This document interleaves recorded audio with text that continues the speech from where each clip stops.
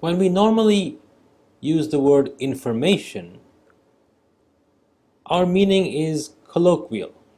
We use this term very informally to convey its informal meaning, but it has a very formal mathematical definition as well.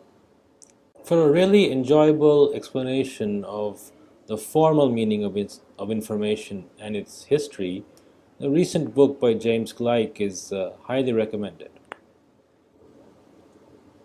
In the context of advertising and news, information has a very important role to play. Many of you will remember the scandal that broke last year in the British media world, and you may have wondered, like I did, why did these people do these obviously illegal things? Well, simply so that you and I read their story and they become more and more popular. To put it simply, a story about a dog biting a man is not newsworthy at all. It happens very often. But if you reverse the words and a story is about a man biting a dog, well, it becomes interesting because this doesn't really happen that often. Why is news so much about the scandalous events, the rare events, the unexpected? As it turns out, Claude Shannon, in his famous 1948 theory about communications, defined the term information formally as being related to surprise. In particular, a message informing us that some event has occurred, an event which normally has probability p of occurring, while such a message conveys a precise information content, which Shannon argued was exactly minus log of p. Let's look at this for a moment. If p is 1, then log of p is 0. So a message that informs us that an event which is guaranteed to occur has actually occurred is not really telling us anything new. So the information content is 0. On the other hand, if p is close to 0, that means the event is very rare, then minus log p is a very large number, telling us that a rare event conveys a large amount of information.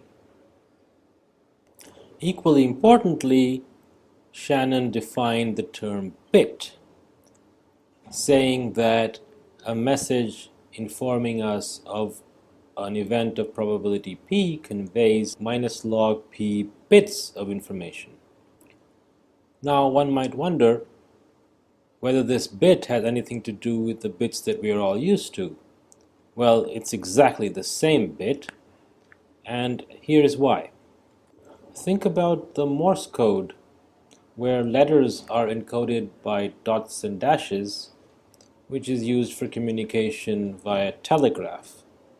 Outdated now, but very common at the time of Shannon. Notice that letters E, A, I, which are the most common letters in the language, are encoded with a small number of symbols, whereas less common letters are encoded with longer sequences. Similarly, notice that the more common words in language itself have the shorter spellings, and the rarer words have longer spellings. Quite simply, words or even artificial codes naturally encode those items which are more frequent with smaller numbers of bits, reserving the longer sequences or the longer bit sequences for the rarer items just for efficiency purposes. And this is the relationship between bits and surprise.